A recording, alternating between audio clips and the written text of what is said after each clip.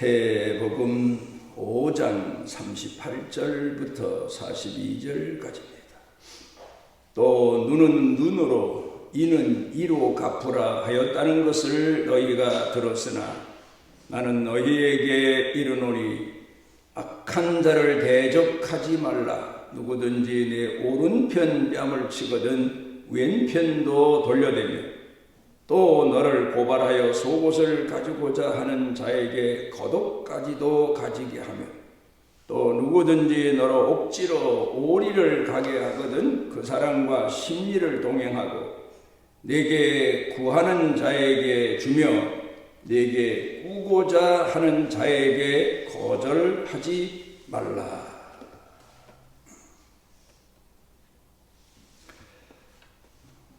심리학자들이 사람에게는 기본적인 욕망 세 가지가 있다 그렇게 말합니다. 우리가 흔히 들어서 아는 내용입니다마는 식욕이 첫 번째고 살아있는 한은 먹어야 되고 두 번째가 인간에게는 성욕이 있다 그렇게 말합니다. 그리고 세 번째는 수면욕이다. 그런데 사람에게 있는 이 기본적인 욕망은 동물들에게도 있습니다. 그러나 하나님께서 동물도 지으셨고 사람도 지으셨지만 동물과 달리 사람을 지으실 때 사람에게 주신 특별한 은혜와 은총, 동물과 구별된 이제 아마 그런 은혜가 사회적 동물로 구별해 놓으셨다는 겁니다. 사회적 동물이기 때문에 인간에게 한층 더 높은 욕구가 있는데 그 욕구는 바로 인정받고 싶은 욕구라고 말할 수가 있겠습니다. 사람이기 때문에 누구에겐가 인정받고 싶은 욕망, 그게 바로 사회적 동물로 지음받은 인간에게 주신 어쩌면 특권이기도 하고 또 인간다운 그런 욕구이기도 하다고 말할 수 있겠습니다. 인정받고 싶은 욕구 그러면 아마도 사랑받고 싶은 욕구 그렇게 말을 할 수도 있겠습니다. 현대에 많은 사람들이 주시하는 사회학자 커밍워크라고 하는 분이 현대를 살아가면서 성공하기 위해서는 그런 책을 써서 냈습니다. 사람이 살아가는데 필요한 조건, 첫 번째로는 지능지수, 말하자면 지혜가 있어야 된다. 이제 그렇게 말합니다. 물론 복잡한 세상을 살기 위해서는 사람이 힘만 가지고 안 되고 재간만 가지고 안 되고 지혜가 있어야 된다. 사는데 필요한 것은 첫째로 지혜다. 그 다음에 아무리 머리가 비상한 사람이라 하더라도 깊은 지식을 갖지 않으면 안 된다 해서 두 번째는 지식. 또 그런가 하면 오늘 현대 사회를 살아가기 위해서는 기술이 필요하다. 그래서 아무리 머리가 좋고 지식이 있어도 또 때로는 기술이 없으면 그 사람은 성공적으로 사회를 살아갈 수 없다. 이제 그렇게 말합니다. 하다못해 이 기술이라고 하는 것은 우리가 운전하는데도 필요하고 보통 근래를 살아가는 사회생활에 필요한 여건들이 참 많죠. 그런가 하면은 가장 중요한 것, 사람이 살아가는데 지능지수도 있어야 되고 지식도 있어야 되고 또 기술도 있어야 되지만 가장 중요한 것 네 번째가 사람이 살아가는데 필요한 자세다 그렇게 말합니다. 기본 자세가 바로 돼야 된다. 그래요. 예수님께서도 말씀을 전하시고 마지막에 당부하신 말씀이 사람 살아가는 것은 집을 짓는 것과 같다. 신앙생활은 마치 집을 짓는 것과 같다. 모래 위에 아무데나 급한 대로 집을 지으면 비가 내리고 홍수가 나고 또 창수가 나고 또 바람이 불면 그 집은 오래가지 못한다. 오래오래 홍수가 나도 또 비바람이 몰아쳐도 그 집이 견고하기 위해서는 바로 바른 자세, 말씀에 의지해서 사는 자세가 필요하다. 이제 그걸 권고해서 말씀해 주시고 계십니다. 자세가 필요하다. 이제 그런 내용입니다. 그런데 이 자세가 커밍워크라고 하는 학자가 말하는 내용을 다시 들어보면 사람이 현대를 살아가는데 성공하기 위한 퍼센트를 나눠보니까 97%가 자세에 있더라. 사람이 좀 지혜가 부족하고 지식이 좀 부족하고 기술이 부족해도 자세만 바르게 됐으면 그 사람은 그런대로 성공적인 인생을 살지만 아무리 지식이 있고 지혜가 있고 기술이 있다 하더라도 자세가 바로 되지 못했으면, 인간다운 자세가 바로 되지 못했으면, 기본적인 자세가 바로 되지 못했으면 그는 성공해도 소용없고 성공해도 금방 또 무너지고 도태되고 뭐 그런다. 그걸 강조해서 가르쳐 교훈하고 있습니다. 오늘 성경 본문 말씀 가운데 다시 돌아가서 보게 되면 예수님께서 신앙인으로 시작해서 신앙인으로 살며 신앙인으로 인생을 마치기 위해서는 바로 그 내용의 말씀을 가르쳐 교훈하신 이러이러한 자세가 필요하다. 이러이러한 마음가짐이 필요하다. 그걸 가르쳐 말씀하시고 있습니다. 그런가 하면은 인간은 사회적 동물이기 때문에 전제로 해서 예수님 말씀하신 내용이죠. 이웃과 너와의 관계, 또 주변 사람과 너 자신과의 관계에 있어서 내가 어떤 자세로 살아야 성공할 수 있느냐를 예수님께서 세세하게 가르쳐 교훈하시고 계십니다. 사람이 살아가면서 우리가 늘 겪는 일이 주고자 하는 마음, 또 받는 마음, 아마도 그 두 가지의 마음, 그 자세, 그 생활이 사회적인 인간으로 살아가는 데 있어서 아마 깊고 중요한 내용이 아닌가 그렇게 생각합니다. 그런데 우리가 주는 데 있어서 받는 데 있어서도 두 가지 내용을 한번 먼저 생각을 해 봐야 되겠습니다. 먼저는 남에게 주는데 빼앗기는 마음으로 주는 경우도 없지 않아 있습니다. 억지로 마지못해서 또 어떤 협박에 의해서 또 그런가 하면 어떤 법의 규칙에 의해서 빼앗기는 마음으로 줄 때가 있습니다. 또 그런가 하면 어떤 때에는 내가 볼 때 소중해서 중요해서 귀한 마음을 가지고 상대방에게 줄 때가 있습니다. 아마 이 마음은 자식에게 또 사랑하는 사람에게 일대의 귀한 마음으로 소중한 마음으로 남에게 주는 그런 경우가 있습니다. 또 어떤 때는 미안한 마음으로 줄 때가 있죠. 내가 좀 죄스러운 마음에서 주는 그런 경우도 있습니다. 또 그런가 하면은 가장 중요한 사람이 주면서 행복한 마음이 어느 때인가 하면 감사한 마음으로 줄 때가 있습니다. 그러니까 이웃이나 형제나 부모나 자식이나 어떤 사람과의 관계에 있어서도 우리가 주기도 하고 받기도 하지만 때로는 주면서 빼앗기는 마음으로 줄 때가 있고 또 소중한 마음에서 줄 때가 있고 또 어떤 때는 미안한 마음에서 줄 때가 있고 또 어떤 때는 감사한 마음에서 줄 때가 있다.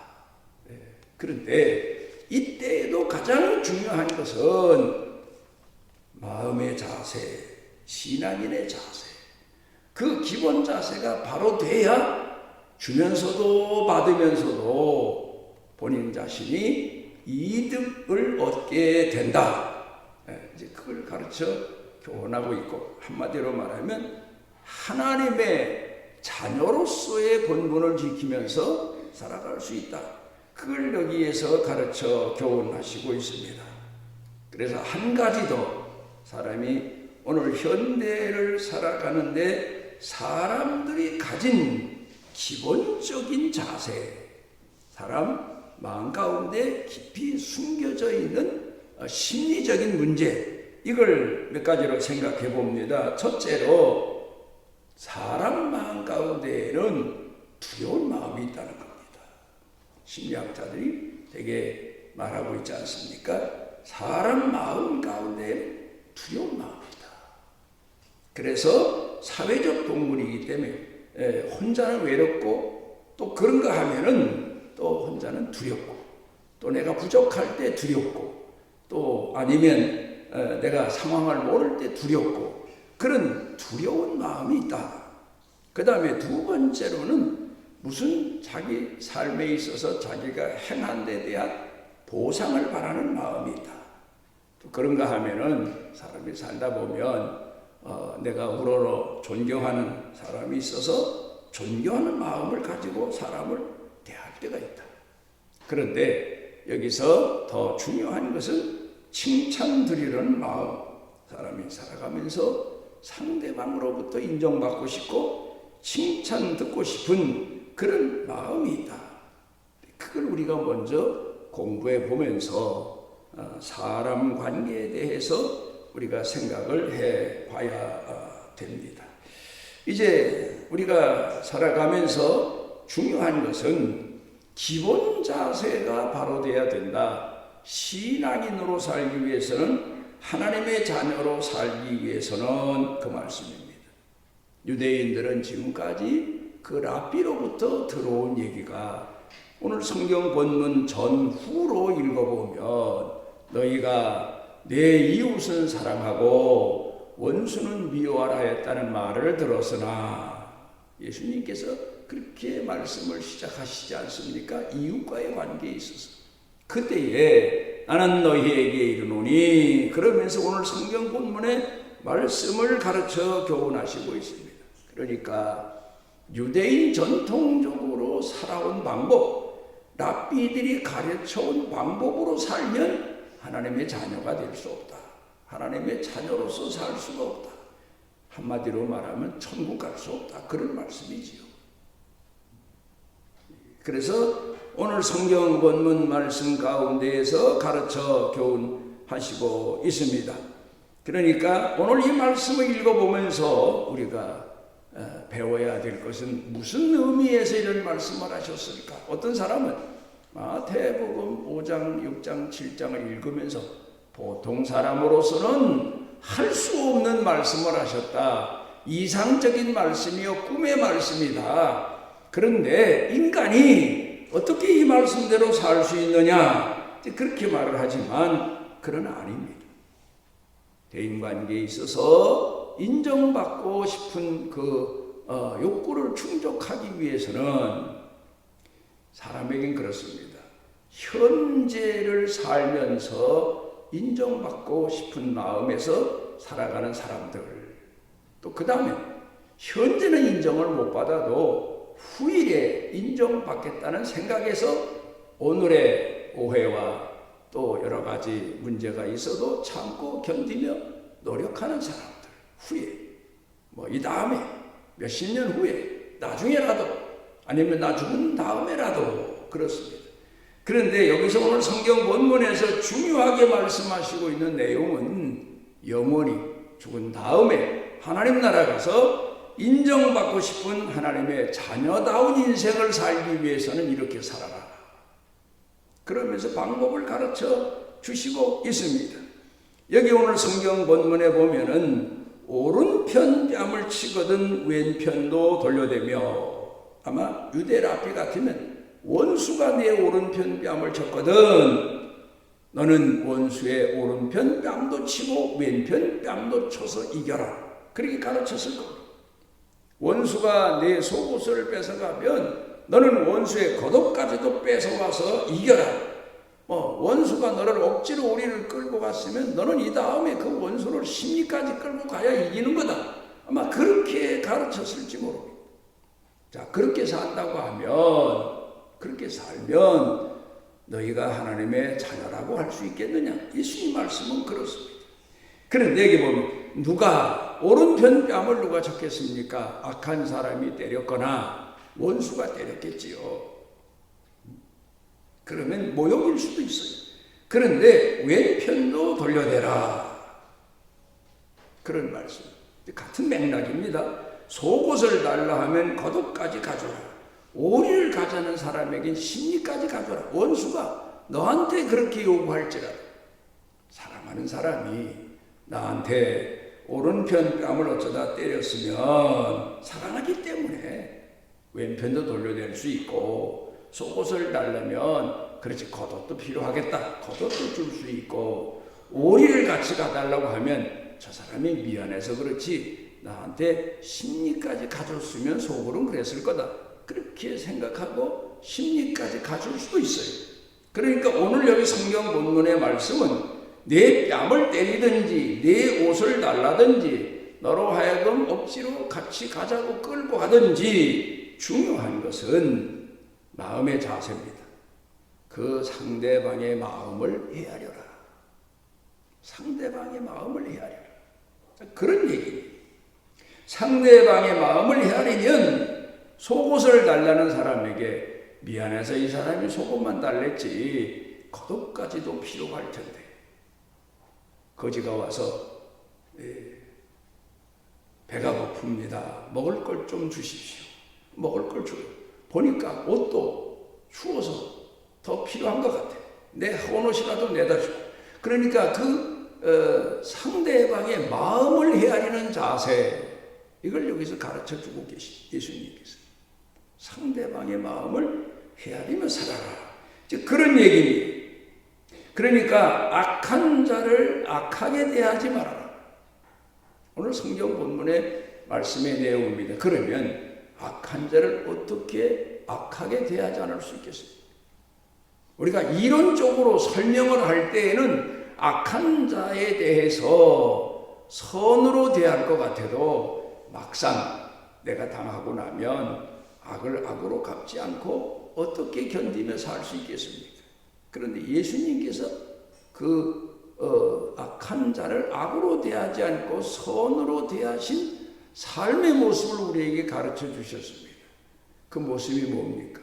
십자가에 예수님을 못 박은 사람들을 위해서 마지막 기도하실 때 하나님 저들을 불쌍히 여겨 주옵소서. 그러니까 우리 예수 믿는 사람들을 나를 누가 악하게 대하면 저 사람이 몰라서 저렇구나. 그 영혼을 불쌍히 여기는 마음, 그 마음을 가져야 된다. 그걸 우리가 성경을 통해서 예수님 말씀과 예수님 실제로 우리에게 보여주신 삶을 통해서 깨달아 알 수가 있어요. 가끔 우리가 그런 얘기합니다.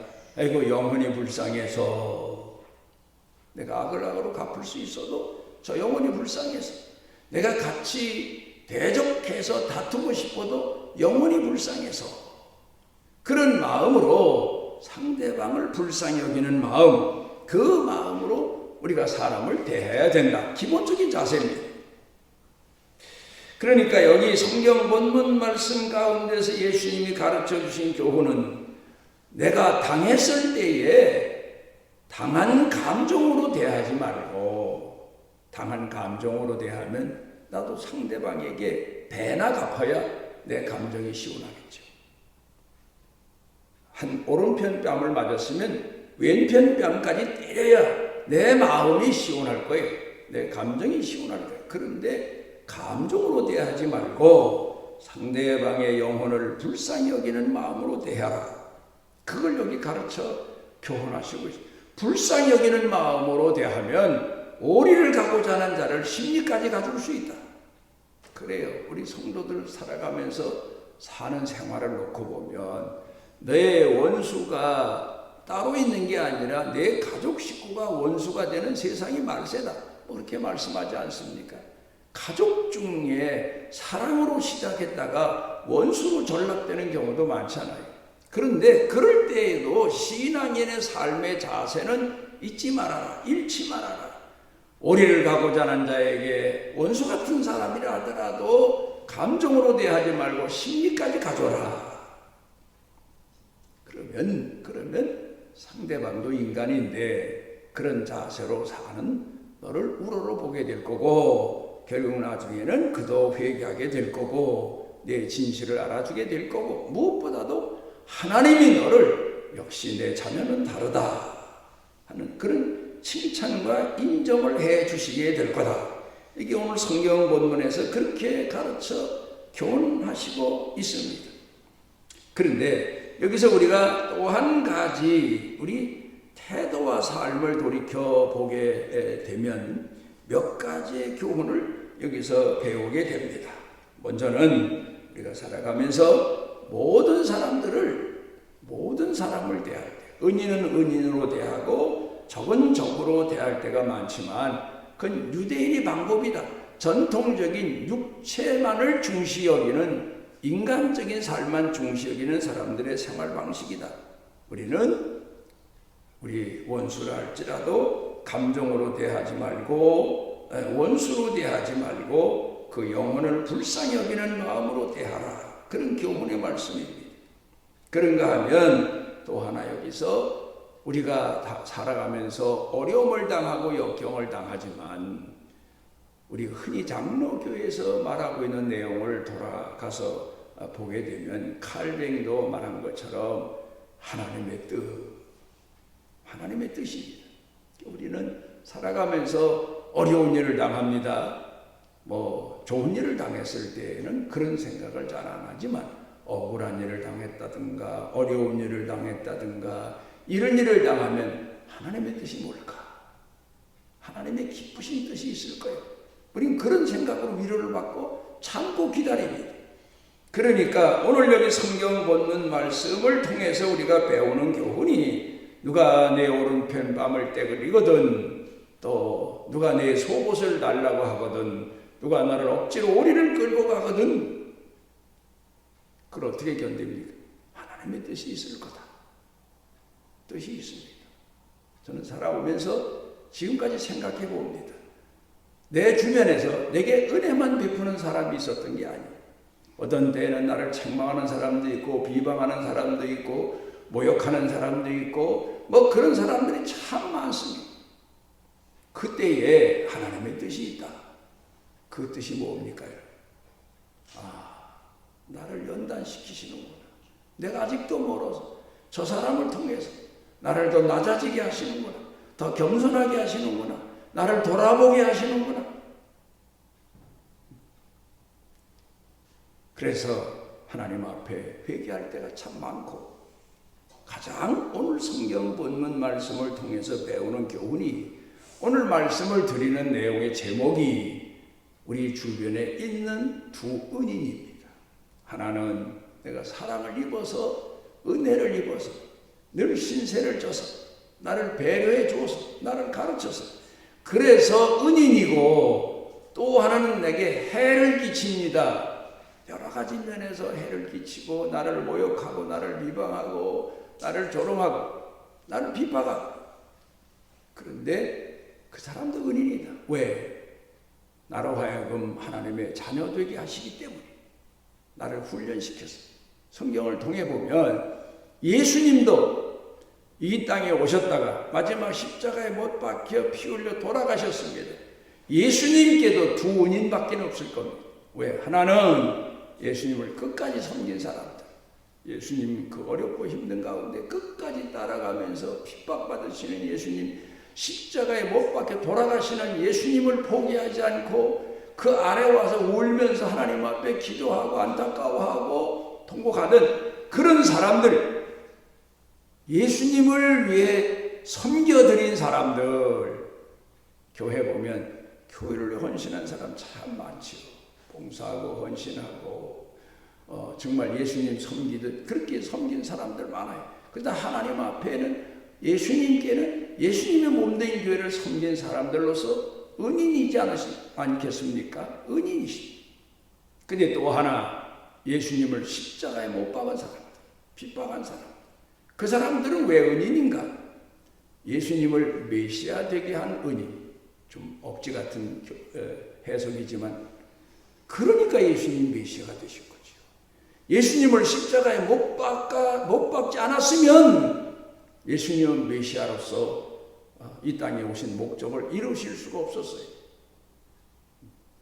그래야 우리가 죄인이 구원받고 만백성이 하나님 앞에 심판이 보류되고 회개할 기회를 얻고 그게 바로 예수님을 핍박하고 십자가에 못 박은 사람들 때문에 예수님이 메시아가 되셨고 십자가에 못 박혀 돌아가셨고 다시 부활하셔서 하나님 오른편에 앉아 계실 수가 있으시게 된 겁니다. 늘 섬기기만 잘하고 그런 사람들만 주변에 있었다면 예수님이 구원의 주가 피 흘려 못 박혀 돌아가심으로 우리 죄값을 치르신 구원의 주가 되실 수가 없었잖아요. 그러니까 저도 다시 한번 돌이켜 제 살아온 생애를 놓고 보면 나를 모욕한 사람, 무시한 사람, 멸시한 사람, 조롱한 사람, 핍박한 사람들 때문에 나를 돌아보게 되었고 더 낮아지게 되었고 더 회개하게 되었고 더 하나님 앞에 나 자신을 어떤 때에는 내 신앙의 무게를 그 사람들의 말에 의해서 달아보게 되고 재보게 되고 모자라구나. 사람들이 나를 핍박하면 감사합니다. 나를 교훈하 주시기 위해서 나를 성숙시켜 주시기 위해서 그런 고백을 해야 되는데 화가 나서 나를 못 가누어서 몸부림을 치다가 나중에서야 늦게서야 깨닫고 주여 제가 아직도 멀었습니다. 그런 회개할 때가 많아요. 만약에 내 주변에 나를 괴롭힌 사람이 없었다면 이만큼이나마 지금도 아직도 멀었지만 이만큼이나마 성숙할 수 없고 이만큼이나마 하나님 앞에 감사한 은혜를 헤아릴 수 없을 겁니다. 그래서 오늘 성경 본문 말씀을 통해서 보면 나를 핍박하고 나를 조롱하고 나를 괴롭히는 사람도 그 사람에게도 이 사람도 내게 은인이다. 그런 마음을 가지고 오른편 뺨을 때리면 왼편도 돌려대고 오른편 뺨 맞을 때 깨닫지 못한 걸 왼편 뺨 맞을 때 깨닫게 되고 속옷을 주면서 못 깨달은 것 겉옷을 주면서 깨닫게 되고 억지로 오리를 끌려가듯 가면서 깨닫지 못한 것 오리를 더 가지고 심리를 가지면서 비로소 내가 깨닫는 은혜가 있게 될 거고 그래서 내가 더 성숙한 사람이 되고 더 큰 사람이 된다. 그러니 우리 주변에는 우리가 가져야 될 기본 자세가 두 은인들이 있다. 은혜를 베푼 은인, 선한 은인, 그런가 하면 악한 은인, 나를 핍박한 은인, 가르친 은인, 한마디로 말하면 스승이죠. 스승이 있다. 그런 마음의 자세를 가지고 살면 너는 하나님의 자녀다. 하나님이 그렇게 인정해 주신다는 사실을 예수님이 가르쳐 교훈하시고 계십니다. 기도하시오. 오늘 우리를 지극히 사랑하셔서 우리가 세상 사람들처럼 사회적인 지식, 전통적인 삶의 지식, 인간의 욕망으로 살지 않고 하나님이 우리에게 다시 가르쳐 주신 하나님의 자녀다움 말씀의 기초를 가지고 말씀의 반석 위에서 우리 인생을 살아갈 수 있도록 가르쳐 교훈하신 은혜를 감사드립니다.